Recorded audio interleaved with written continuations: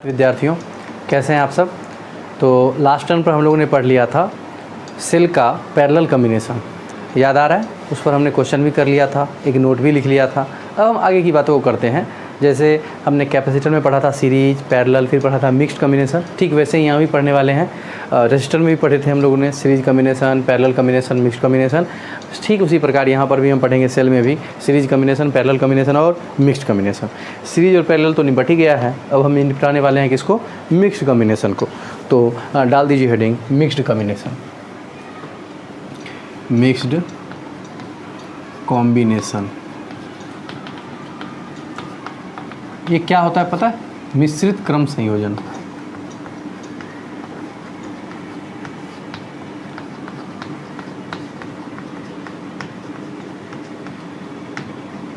है ना, जैसे वहाँ था ना श्रेणी और समांतर में एक साथ जोड़ दिया जाए यदि, तो उसको बोलते थे मिश्रित क्रम। ठीक वैसे ही यहाँ पर भी बोलने वाले हैं। लिखिएगा, लिखिए, यदि सेल को श्रेणी क्रम व समांतर क्रम में एक साथ जोड़ दिया जाए तो उसे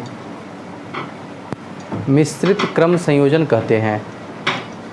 तो उसे मिश्रित क्रम संयोजन कहते हैं। लिख लिया, गुड। आगे बढ़ते हैं, मिश्रित क्रम संयोजन के बाद जानेंगे आगे की बातों को। देखिए बच्चों, जैसे वहाँ पर हुआ करता था मिश्रित क्रम में हमने एक साथ जोड़ा था, यहाँ पर कुछ जैसे वहाँ क्वेश्चन हुआ करता था बहुत ज़्यादा मल्टीप्लाई टाइप का, बहुत ज़्यादा मिसलेनियस कैसे कैसे करके सर्किट होता था। यहाँ पर वैसा कुछ नहीं होता, यहाँ पर बस एक सिंपल सा कॉम्बिनेशन होता है। बस को देखते हैं, हम श्रेणी क्रम और समांतर क्रम में एक साथ जोड़ने का प्रयास करते हैं। ठीक है बच्चों, देखिए ध्यान से।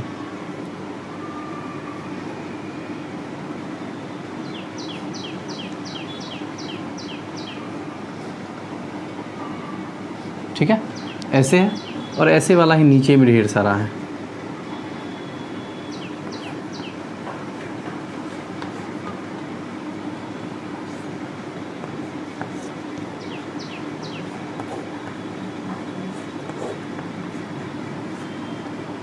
ऐसे ही करके ख़त्म हुआ है। ये भी थोड़ा सा और आगे चलेगा और नीचे भी एक और आगे रहेगा। मतलब मैं कह रहा हूँ कि ढेर सारा सेल को मैंने श्रेणी क्रम में जोड़ दिया है और वैसे वैसे ढेर सारे को मैंने समांतर क्रम में जोड़ दिया है। ठीक है बच्चों,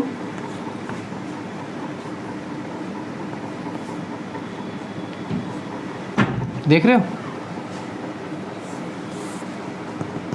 एक और नीचे बना देता हूँ ताकि आपको प्रॉपर लगे।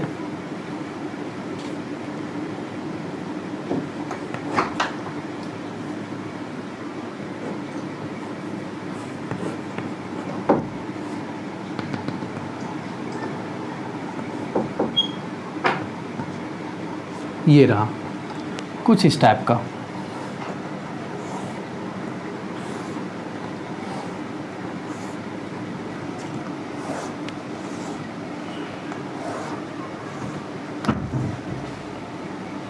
ठीक है, डॉटेड है, डॉटेड ही रहेगा ये भी। देखो अब इसको बोलेंगे हम मिक्स्ड कॉम्बिनेशन। बहुत बड़ा सा है ना, इस पर क्वेश्चन भी बड़े अच्छे अच्छे बनते हैं। बस ध्यान से देखिए। चलिए, आपने देख लिया इस प्रकार का हमारा कॉम्बिनेशन है, इसको बोलेंगे मिक्स्ड कॉम्बिनेशन। मान लेते हैं सबका जो ईएमएफ है वो सबका आइडेंटिकल है, ई है, सबका ई है, और इंटरनल रेजिस्टेंस जो है सबका स्मॉल आर ही है। ठीक है भाई, इंटरनल सबका स्मॉल आर है।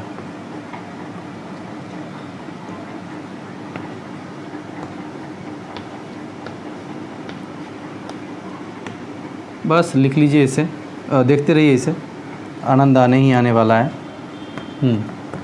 ओके, ये हमारा अपना मिक्स्ड कॉम्बिनेशन यही है। क्या हो गया, मैंने ढेर सारे को श्रेणी क्रम में और वैसे वैसे ढेर सारे को मैंने समांतर क्रम में जोड़ दिया। देख रहे हो, एक साथ है श्रेणी क्रम में भी और समांतर क्रम में भी। ठीक है, हमारा इसमें रहता है ये कि भाई इससे प्रवाहित धारा का व्यंजक प्राप्त करें। जैसे वहाँ पर हुआ था श्रेणी क्रम में, ठीक वैसे ही हुआ था समांतर क्रम में। हमने सब में क्या किया है, प्रवाहित धारा का व्यंजक प्राप्त किया। ठीक वैसे ही यहाँ पर भी करने वाले हैं, हम प्रवाहित धारा का व्यंजक प्राप्त करने वाले हैं। तो लिख डालिए क्वेश्चन इसकी परिभाषा के बाद, जब आपने लिखा है परिभाषा इसका, मिश्रित क्रम संयोजन का परिभाषा लिखा है ना, उसके तुरंत बाद लिखिए मिश्रित क्रम में संयोजित सेल के संयोजन से, क्वेश्चन है हमारा, मिश्रित क्रम में संयोजित सेल के संयोजन से प्रवाहित धारा का व्यंजक प्राप्त करें। प्रवाहित धारा का व्यंजक प्राप्त करें। ठीक है, चित्र को ध्यान से देखो, लिखेंगे सब कुछ, उससे पहले चित्र को देखिए। ठीक है, तो मैंने क्या किया है, ढेर सारे सेल लिए हैं जिसको कि मैंने रो में, देखो इसको रो बोलते हैं, मैथ में आपने पढ़ लिया होगा रो और कॉलम, तो ये हमारा रो है। तो मैंने n सेल को प्रत्येक रो में फीड किया है और कॉलम की संख्या है m, मतलब n ठो सेल एक एक रो में है और कॉलम की संख्या कितनी है, m है, यानी कि n रो है और m कॉलम है। ठीक है ना, रो का मतलब होता है ये वाला कतार, देखो ये, और जितने हैं उसकी संख्या है m। समझ में आ गई? वही बात मैं भाषा में लिखवाऊंगा आपको कि n रो है और m कॉलम है। ठीक है, अब समझिए इससे क्या समझ में आता है कि इस कॉम्बिनेशन से ये रो में जितने लगे हुए हैं सब मिलकर के इसके पोटेंशियल को बढ़ा रहे होंगे, है ना, बढ़ा करके, जैसे हमने पढ़ा है सीरीज में पढ़ लिया है। क्या पढ़ लिया है, देखो ध्यान से देखना, उसी से मैं यूज़ करूँगा।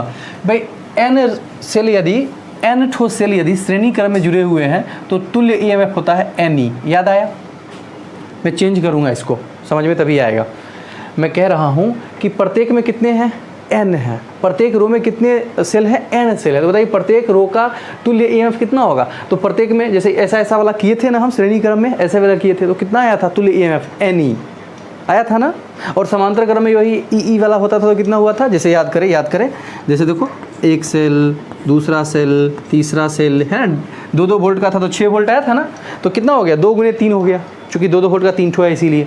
तो मैं कह रहा हूँ कि क्या ऐसे यदि n ठो लगाते हैं तो n ही लिखे हैं, श्रेणी क्रम में पिछले बार ही लिखे हैं, हाँ। और ऐसा ही यदि समांतर क्रम में था तो ई ही हो गया था, क्योंकि मैंने कहा था समांतर क्रम में एक चाह रहा है जितना होना, दूसरा भी उतना ही होना चाह रहा है ना, तो उतना ही रह जाता है। जैसे 2-2 वोल्ट का श्रेणी क्रम में 4 लगाओगे तो 2 ही वोल्ट रहेगा तुल्य ईएमएफ। याद आ रहा है ना थोड़ा? यस, कल ही पढ़े हैं आप। तो चलिए अब मैं क्या कह रहा हूँ कि n ठो सेल जो है सो प्रत्येक रो में है, तो तुल्य ईएमएफ प्रत्येक रो का कितना हो गया, Ne, और Ne सब बार है, तो टोटल का भी कितना रह जाएगा, Ne ही रह जाएगा। समझ में आ रही है बातें?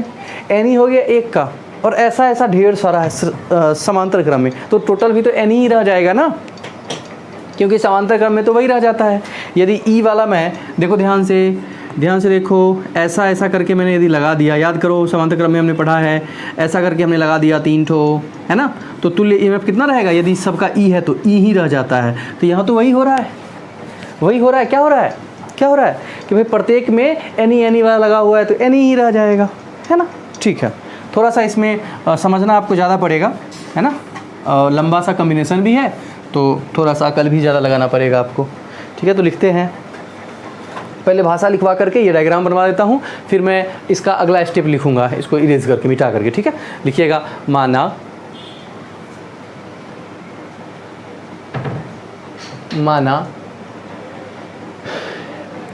ईएमएफ तथा आर आंतरिक प्रतिरोध वाले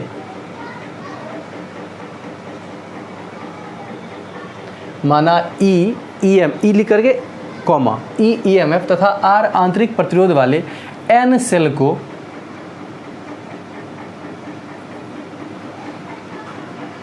श्रेणी क्रम में संयोजित किया गया है।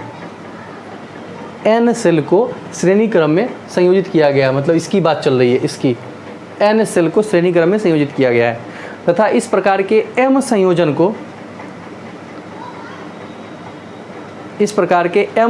को समांतर क्रम में संयोजित किया गया है, समांतर क्रम में संयोजित किया गया है, जैसा कि चित्र में दर्शाया गया है, ये डायग्राम पूरा छाप लीजिए, लिखिएगा। डायग्राम छाप लिए, पॉज करके डायग्राम छाप लो, लिखो, संयोजन के दोनों सिरों को बाह्य प्रतिरोध कैपिटल R से जोड़ दिया गया है, बाह्य प्रतिरोध कैपिटल R से जोड़ दिया गया है।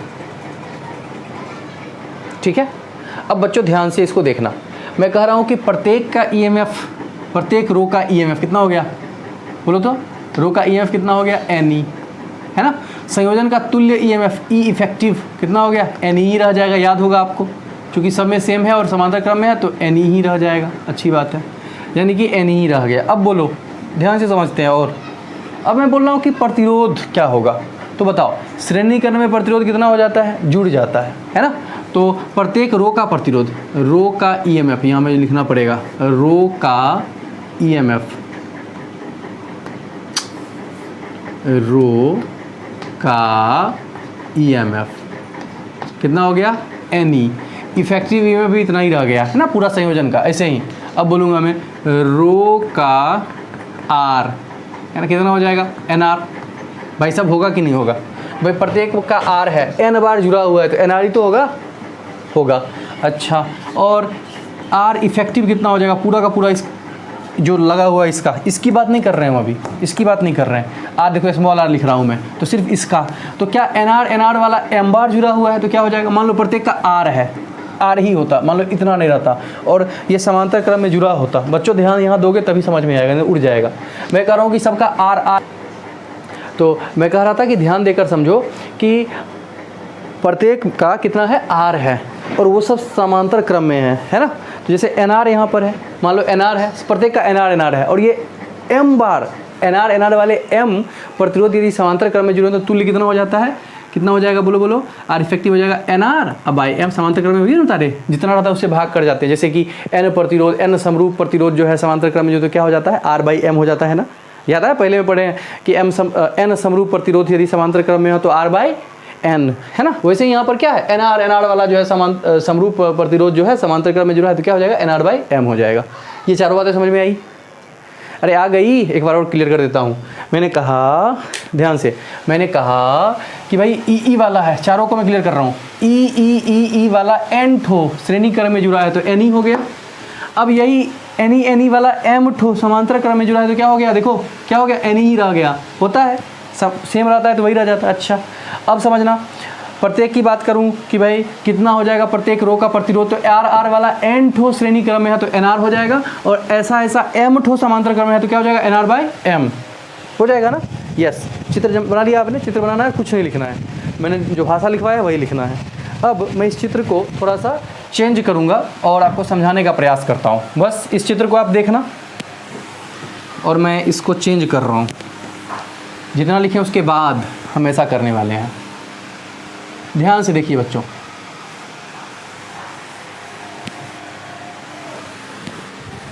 देखो आपके पास जो चित्र आपने अभी बनाया है इसको आप देखते रहना, मैं यहाँ पर बना रहा हूँ क्योंकि मुझे तो ध्यान में आई कि क्या करना है मुझे, बस ध्यान से देखना आप। क्या प्रत्येक रो का ईएमएफ एन ई हो गया, यहाँ लिखा भी है मैंने, क्योंकि ई वाला एन ठो प्रत्येक रो में जुड़ा हुआ था तो कितना हो गया, एन ई। और आंतरिक प्रतिरोध प्रत्येक का कितना हो गया, बोलो कितना हो गया रे, प्रत्येक का एन आर। ऐसे ही और ऐसा ढेर सारा किस में जुड़ा हुआ है, बोलो ऐसा ढेर सारा जुड़ा हुआ है, ऐसे है ना भाई।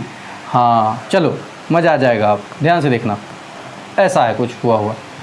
अब समझिएगा, बाहरी प्रतिरोध कैपिटल आर है, क्या सबका एन आर और इसका एन ई, इसका भी एन ई, देख रहे हो।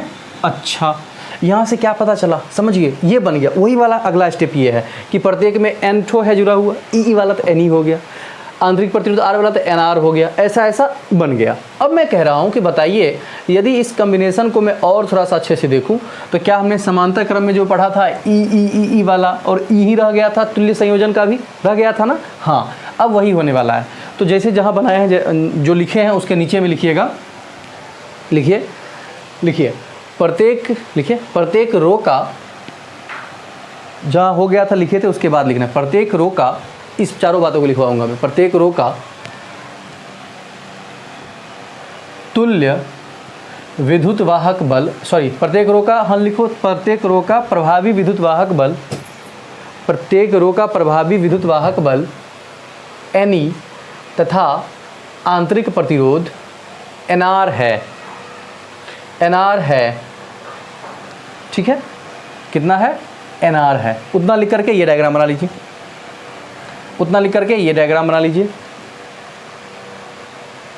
बना लिए। यस, ये डायग्राम बना लिया।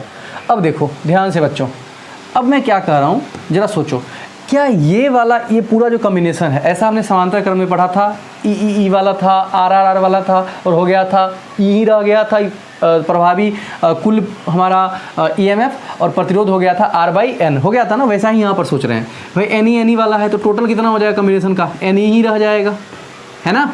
और आंतरिक प्रतिरोध देखो बदल जाएगा, बस ये क्या हो जाएगा भाई, तो NR वाला कितना बार है, M बार है, तो क्या हो जाएगा NR/M, क्या हो जाएगा NR/M,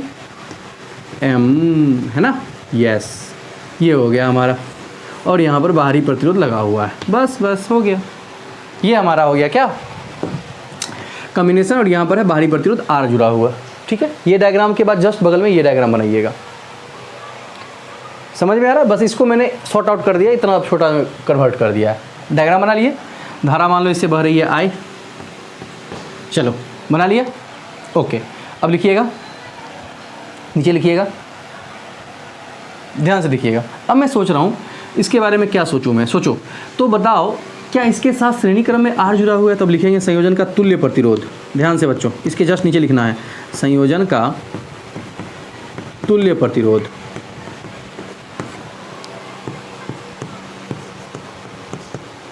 कितना हो जाएगा बोलो, R इक्विवेलेंट बराबर क्या हो जाएगा, तो ये अजोड़ ये, यानी कि R इक्विवेलेंट, देखो ध्यान से यहाँ लिख रहा हूँ, बोलो क्या हो जाएगा, तो हो जाएगा NR/M प्लस कैपिटल R, हो गया ना। अरे यार यही ना हो गया, यस। तथा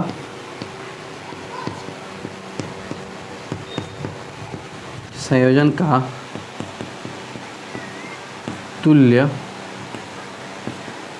EMF कितना हो जाएगा, तो N ही रह जाएगा, इसीलिए परिपथ से प्रवाहित धारा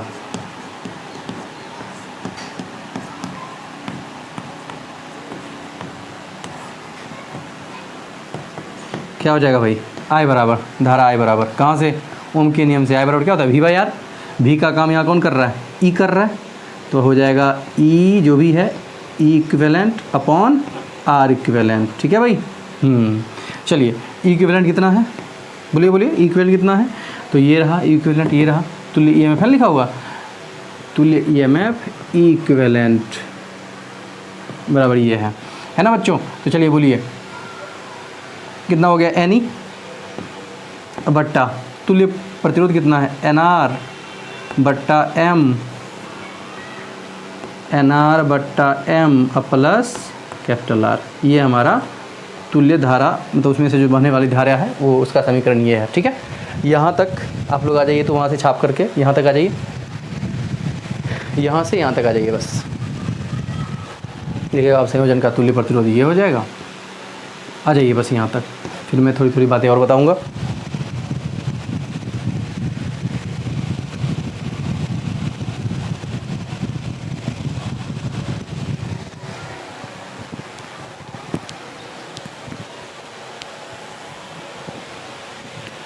छाप लिया, वेरी गुड।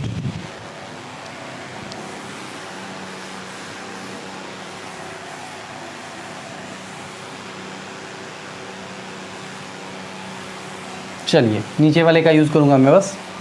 अब देखिए ध्यान से,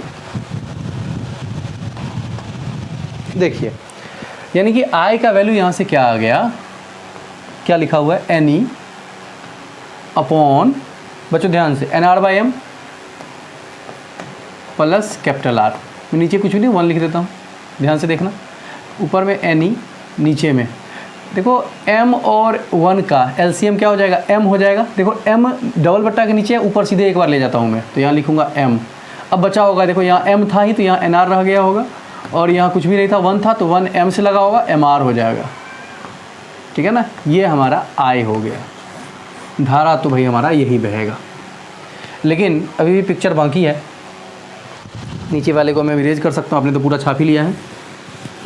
ध्यान से देखिए, अब I हमारा ये आ गया। अब सोचो यदि मुझे मैक्सिमम, जैसे वहाँ पिछले केस में श्रेणी में समांतर में सबने हमने क्या निकाला था, मैक्सिमम करंट, यहाँ भी यदि हम मैक्सिमम करंट की बात करें, कितना मैक्सिमम होगा, तो ये वाली वैल्यू क्या होनी चाहिए, मिनिमम। यदि सोचो हमें मैक्सिमम करंट चाहिए, तो इसका डिनोमिनेटर यानी कि नीचे वाला जो पोर्शन है वो क्या होना चाहिए, जितना कम से कम हो जाए। तो उतना ज़्यादा हो जाएगा ये। तो मुझे इसका मिनिमम वैल्यू चाहिए, है ना। अब देखते हैं, देखोगे बुक में तो सीधे लिखा मिलेगा आपको कि भाई ये दोनों बराबर हो जाता है। मैं अब बताने वाला हूँ क्यों ऐसे बराबर इसको होना चाहिए मैक्सिमम वैल्यू के लिए। चलिए, तो आपने 10th में पढ़ा होगा कि यदि मुझे मैक्सिमम वैल्यू चाहिए तो हमें नीचे वाले को क्या करते हैं, पूर्ण वर्ग बनाते हैं। तो नीचे वाले को हम पूर्ण वर्ग बनाने का प्रयास कर रहे हैं। नीचे क्या लिखा हुआ है, यहाँ से लिखेंगे फॉर मैक्सिमम करंट। यहाँ पर मैं कर रहा हूँ फॉर मैक्सिमम करंट, ठीक है भाई। तो NR plus MR should be minimum. भाई मैक्सिमम करंट के ये दोनों क्या होना चाहिए, मिनिमम होना चाहिए। ध्यान से बच्चों, अधिकतम धारा के लिए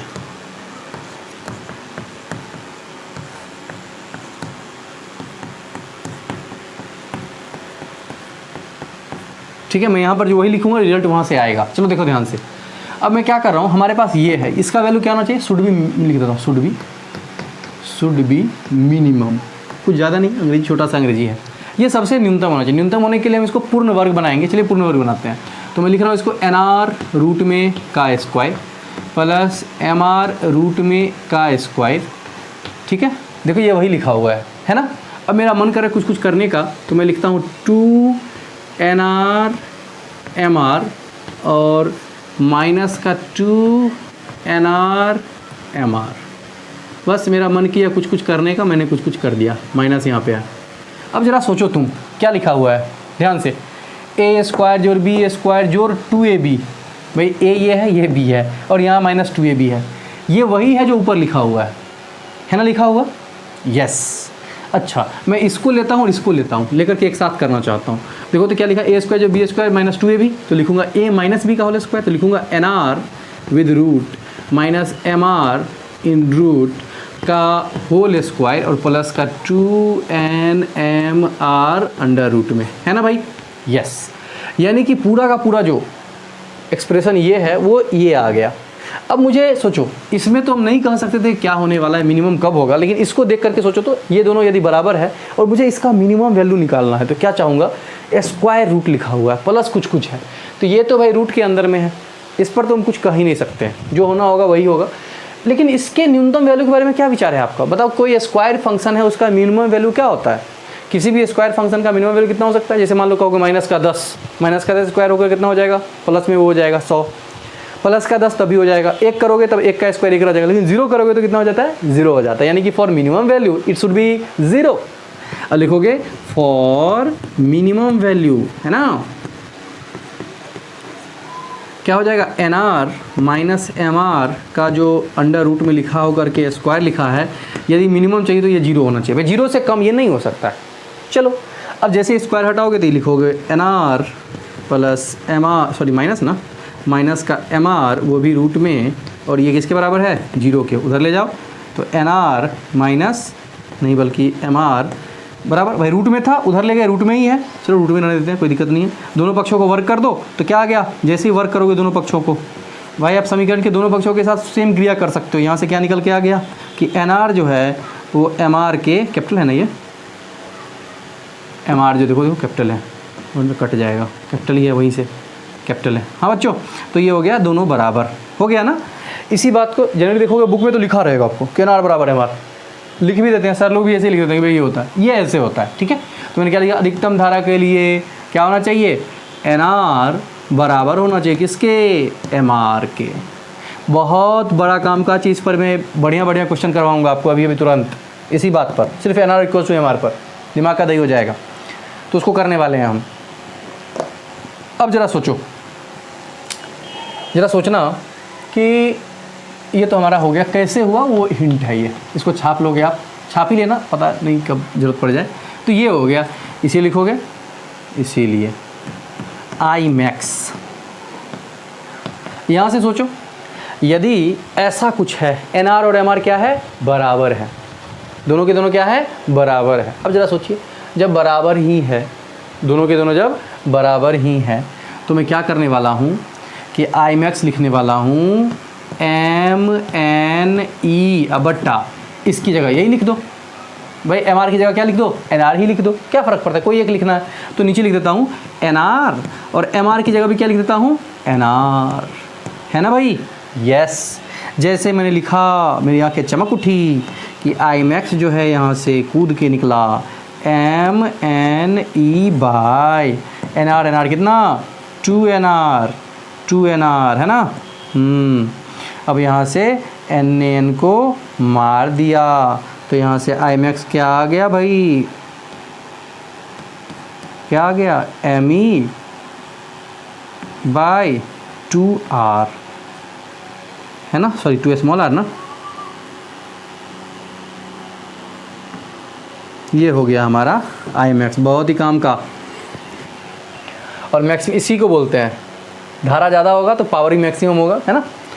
तो इसी को बोलते हैं कि मैक्सिमम पावर ऐसे ही जनरेट होता है, क्योंकि धारा ज़्यादा हो गया, मैक्सिमम धारा हो गया तो पावर भी क्या होगा, जनरेट मैक्सिमम हो जाएगा। तो ये हो गया हमारा। अच्छा यही यदि यहाँ पर मैं लिखता NR की जगह MR लिख देता तो यहाँ पर आंसर कितना आ जाता, N है ना। इसी को हम लिख सकते हैं, पहले आप क्या करो पूरा इसको छाप लो, ठीक है, पूरा छाप लो। तो यहाँ तक आ जाओ, तो हिंट में इसको लिख लेना, वो हिंट में है, सिर्फ यहाँ तक छापो।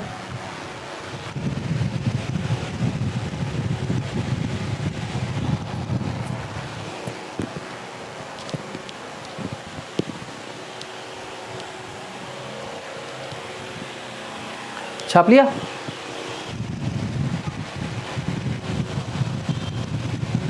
ओके बस हिंट वाला भी छाप लिया होगा आपने। थोड़ा सा देख लो, इसी का मैं दूसरा भी लिख सकता हूँ, कुछ विशेष नहीं है, अवशेष मात्र ही है। देखो यदि मैंने यहाँ पर NR, देखो यहाँ लिखा ना NR प्लस MR, इस NR की जगह कैपिटल MR लिख दिया होता तो आई क्या आ जाता, या आई मैक्स बराबर ये भी चलेगा। यदि मैंने क्या कर दिया होता, इस NR की जगह कैपिटल MR लिख देता, देखो ऊपर लिख देता था MNE बाय NR की जगह कैपिटल MR, तो MR प्लस MR करोगे तो कितना हो जाएगा, MNE बाय 2MR, M से M मर गया तो यहाँ से आई मैक्स आ गया बच्चों, कितना NE बाय 2 कैपिटल R। ठीक है, अच्छा छाप लो, पूरा छाप लो। और अब हम बात करेंगे नोट की, तब हम क्वेश्चन करेंगे। नोट लिखिएगा, छापने के उपरांत नोट में लिखिएगा। अब बच्चों ध्यान से समझो, ध्यान से समझते हैं। मैं नोट में एक बात लिखाने वाला हूँ। ये जो है ना बच्चों, ये जो लिखे हैं अधिकतम धारा, इसी को बोलते हैं हम मैक्सिमम पावर थ्योरम। इसका प्रयोग करेंगे हम। बोलूँगा कि मैक्सिमम पावर चाहिए तो क्या क्या करोगे, कैसे कैसे क्वेश्चन करवाऊंगा तो और ज़्यादा समझ में आएगा। फिलहाल देखो अब मैं क्या लिखवाने वाला हूँ आपको, ध्यान से। नोट एक लिखवाने वाला हूँ जिससे ऑब्जेक्टिव बहुत ज़्यादा पूछे जाते हैं। बस देखिए ध्यान से, यदि मुझे श्रेणी क्रम में मैंने जोड़ दिया है सेल को, ठीक है, याद करिए, यदि ये है 2 वोल्ट, ये भी है 2 वोल्ट, ये भी है 2 वोल्ट, ये भी है 2 वोल्ट, तो कितना हो गया बोलो, टोटल कितना हो गया, टोटल वोल्टेज तो 8 वोल्ट। तो श्रेणी क्रम में कब जोड़ते हैं, जब मुझे ज़्यादा वोल्टेज चाहिए होता है ना। अच्छा समांतर क्रम में इसी को मैंने जोड़ा, ध्यान से देखना, ऐसा ऐसा ऐसा, ठीक है। अब मैंने इससे जोड़ दिया समांतर क्रम में, ज़रा सोचो क्या होगा। इसने एक धारा दिया I1, इसने भी दिया I1, सेम है तो, और टोटल धारा यहाँ से निकला जो भी होना है, I1 प्लस I1 3I1 है ना, सब जुड़ गया होगा। समांतर क्रम में धारा तो जुड़ ही जाता है ना, ऐसे जुड़ जाएगा। इससे क्या मिला मुझे, धारा जब मुझे ज़्यादा चाहिए देन मैं जोड़ूंगा समांतर क्रम में, जब मुझे पोटेंशियल ज़्यादा चाहिए तो मैं जोड़ूंगा श्रेणी क्रम में, क्योंकि इसमें धारा तो सेम उसी से बहेगा धारा, पता ही होगा आपको, धारा तो सेम हो लेकिन विद्युत वाहक बल इसमें अलग अलग हो, सबको जोड़ दोगे तो बहुत ज़्यादा बढ़ जाएगा। तो इसमें विभवांतर हमें ज़्यादा यदि चाहिए होगा, ज़्यादा हमें EMF चाहिए तो हम ऐसे जोड़ेंगे, ज़्यादा हमें धारा चाहिए तो हम ऐसे जोड़ेंगे, क्लियर है। और ज़्यादा पावर चाहिए, ज़्यादा शक्ति चाहिए तो हम जोड़ेंगे मिश्रित क्रम में। तो लिखिएगा नोट में, नोट का पहला बिंदु, ठीक है। क्यों ज़्यादा उसमें पावर ज़्यादा कैसे मिलेगा हमें, तो ज़्यादा उसमें क्या होगा, ज़्यादा बार आपने श्रेणी क्रम में भी जोड़ दिया, श्रेणी क्रम में जोड़ दिया तो ज़्यादा हमें EMF मिल गया, फिर हमने समांतर क्रम में भी जोड़ दिया, उससे ज़्यादा हमें धारा मिल गया, है ना। और P बराबर क्या होता है हाँ क्या होता है, VI। हमने V भी ज़्यादा प्राप्त कर लिया श्रेणी क्रम में जोड़ करके, I भी ज़्यादा प्राप्त कर लिया समांतर क्रम में जोड़ करके, तो हमें क्या ज़्यादा मिल जाएगा, पावर। समझ में आई बातें, यस। तो हमें ज़्यादा यदि पावर चाहिए तो हम कैसे जोड़ेंगे, मिश्रित क्रम में। ज़्यादा हमें करंट चाहिए, ज़्यादा हमें धारा चाहिए तो कैसे जोड़ेंगे, श्रेणी समांतर क्रम में। ज़्यादा हमें वोल्टेज चाहिए तो कैसे जोड़ेंगे, ज़्यादा हमें EMF चाहिए तो कैसे जोड़ेंगे, श्रेणी क्रम में। ज़्यादा पावर चाहिए तो मिश्रित क्रम में। समझ में आ रही बातें, यस। लिखिएगा नोट का पहला बिंदु, अधिकतम विद्युत वाहक बल प्राप्त करने के लिए सेल को श्रेणी क्रम में संयोजित किया जाता है। नोट का पहला बिंदु, अधिकतम विद्युत वाहक बल प्राप्त करने के लिए सेल को श्रेणी क्रम में संयोजित किया जाता है। ठीक है। सेकेंड लिखिएगा, अधिकतम धारा प्राप्त करने के लिए सेल को समांतर क्रम में जोड़ा जाता है। ठीक है। और अगला लिखिएगा, तीसरा नोट का तीसरा बिंदु, अधिकतम शक्ति प्राप्त करने के लिए सेल को मिश्रित क्रम में संयोजित किया जाता है।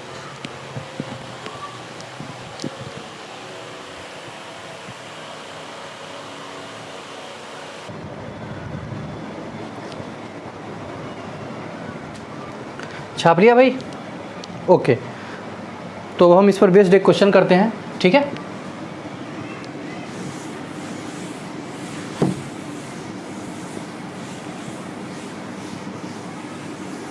देखिए,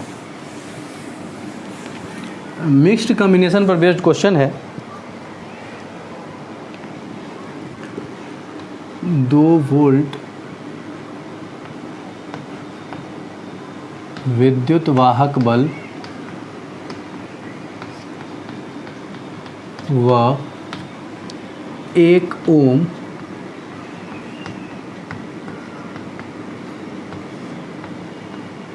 आंतरिक प्रतिरोध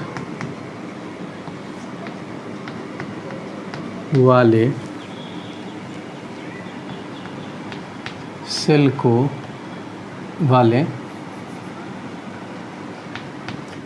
24 सेल को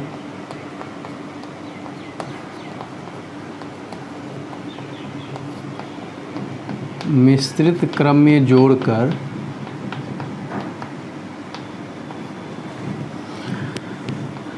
6 ओम के बाह्य प्रतिरोध से जोड़ दिया गया है।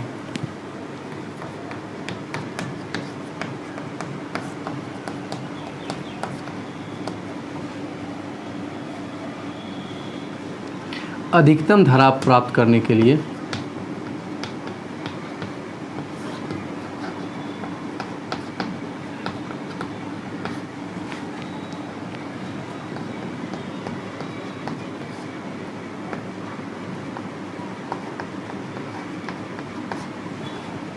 सेल को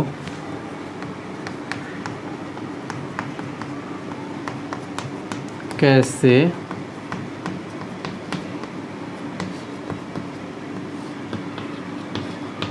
संयोजित किया जाए। ठीक है भाई, ये हमारा क्वेश्चन हो गया। भाई हमारे पास 24 दिया हुआ, हमें यही निकालना है कि कैसे, कितना रो कितना कॉलम। ठीक है, चलिए अब जरा सोचो कैसे इसको करेंगे हम।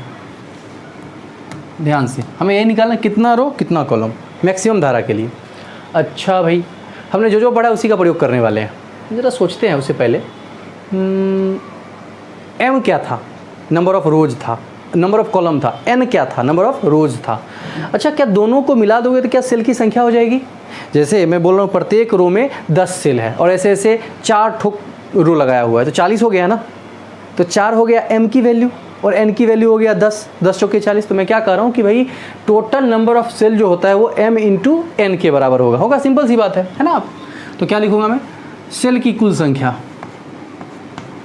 सेल की कुल संख्या वो क्या होता है? एम एन होता है, जो कि यहाँ दिया हुआ है 24, इक्वेशन 1।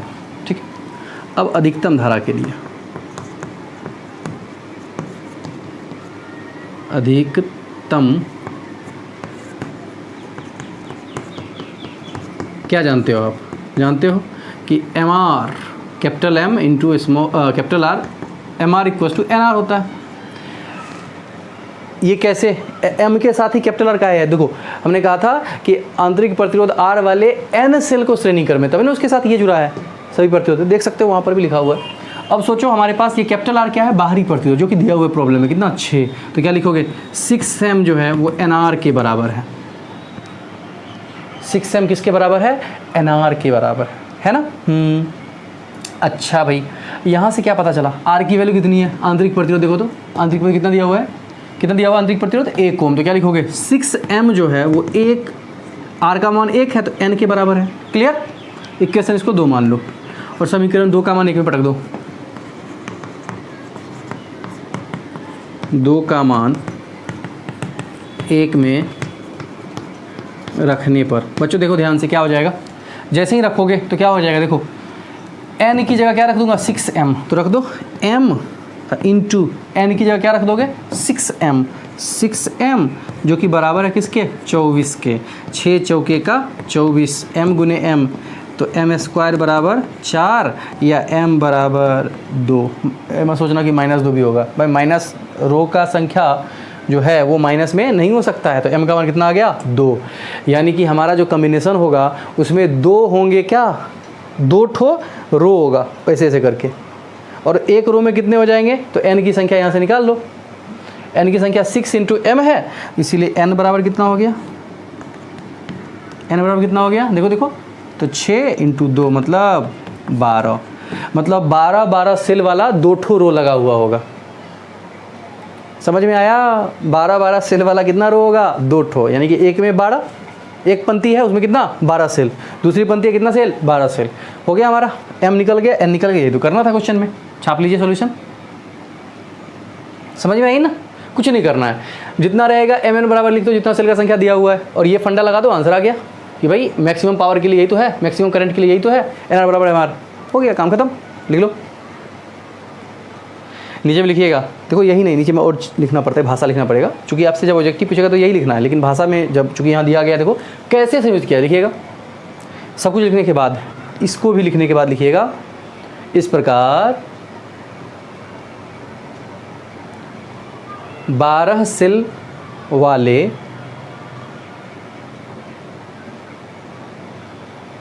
2 रो को संयोजित करके अधिकतम धारा प्राप्त किया जा सकता है। 12 पहले में, दूसरे में भी 12, दोनों को जोड़ दो, वही हमारा कॉम्बिनेशन है। अगर नेक्स्ट लिखिएगा इसी में, उपरोक्त प्रश्न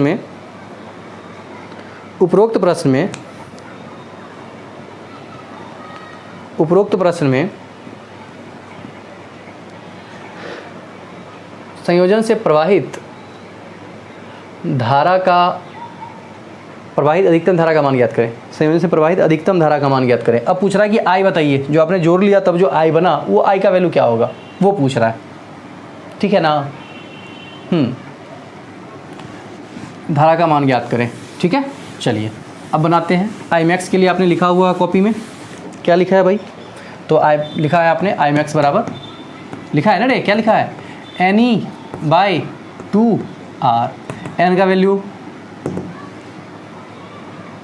n अभी निकाले हो ना, कितना 12 पे पगले अभी लिखे ना 12, वही m का वैल्यू 2 आया था, n का वैल्यू था 12, तो 12 गुने 2/2 इंटू r की वैल्यू, r मतलब बाहरी प्रतिरोध है, यहाँ पर बाहरी प्रतिरोध क्या है, बोलो बोलो कितना है, कितना है 6 दूनी 12, सॉरी ये 2 है, 6 दूनी 12, कितना हो गया 2 एम्पियर, यानी कि धारा कितना बने वाला है 2 एम्पियर, ठीक है। नेक्स्ट इसको छापने के बाद लिखिएगा इसी का, उपरोक्त प्रश्न में संयोजन की अधिकतम शक्ति ज्ञात करें, संयोजन की अधिकतम शक्ति ज्ञात करें, ठीक है। P पूछ रहा है, P मैक्स, P बराबर क्या होता है, तो होता है I/R, होता है ना, यदि मैक्सिमम करंट मेरे पास रहे तो मैक्सिमम करंट अपॉन R, ठीक है। तो क्या हो जाएगा, बोलो बोलो I max का वैल्यू कितना हो जाएगा, 2 ही है, 2 का स्क्वायर, और R बाहरी प्रतिरोध है 6, कितना हो गया 4 6 24, और P का वैल्यू क्या, मात्रा क्या था वाट, हो गया P मैक्स, ठीक है भाई। छाप लो, छाप डाला, वेरी गुड। एक क्वेश्चन होमवर्क में डाल लीजिए, उसको घर से करके ले आना है नेक्स्ट डे के लिए। लिखिएगा, क्वेश्चन लिखिएगा,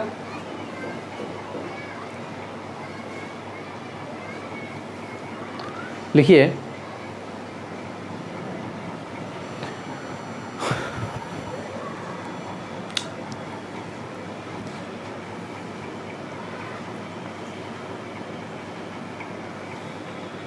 लिखिए 2 वोल्ट विद्युत वाहक बल, लिखिएगा 2 वोल्ट विद्युत वाहक बल व 1 ओम आंतरिक प्रतिरोध वाले 48 सेल को, 1 ओम आंतरिक प्रतिरोध वाले 48 सेल को मिश्रित क्रम में किस प्रकार जोड़ा जाए कि संयोजन के दोनों सिरों को 12 ओम प्रतिरोध से जोड़ने पर अधिकतम धारा प्राप्त हो। ठीक है, ये क्वेश्चन हो गया। फिर लिखिएगा इसी में अगला क्वेश्चन, इसी का अगला पार्ट लिखिएगा। उपरोक्त प्रश्न में लिखिएगा, उपरोक्त प्रश्न